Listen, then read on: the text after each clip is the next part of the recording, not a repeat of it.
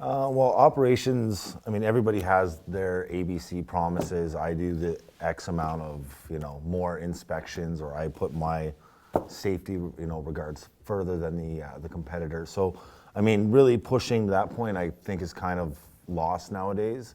I do think, though, with the kind of progression that we're seeing with these online buyers, these not so much trial buyers, but they are skeptical. I know, especially when I was selling, when the showrooms were closed, you weren't allowed to let them do test drives. It was basically buy the car. The first time you're going to see it's when I show up in your laneway with the vehicle.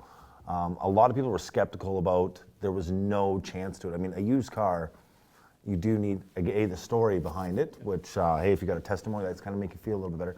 But if you have some sort of promise behind it as well, that if you're not satisfied with this vehicle, if this isn't up to your expectations, we will come back and we will replace it with another vehicle that you're looking at. And I've seen that with a few dealerships around in my area, and it's definitely pushed kind of that boundary where people were sitting at home waiting till the showrooms open again. Because news car is one thing. I didn't have a problem really pushing on a news car because they've already drove that vehicle. It's a new car. You have warranty. But hey, if you can back a decent at least warranty that's, I'm giving you a 7-day promise that we drop this vehicle off in your laneway. If you're not happy with it, or if something happens with this vehicle, we will take care of you. That's kind of one thing I think really needs to be pushed now more than ever, since the customer is trying to do as much as they can at home. Well, it's that Amazon return policy. Exactly. I think they were one of the first to really kind of come out from an online, seller and say, you don't like it. All right, well, take it back.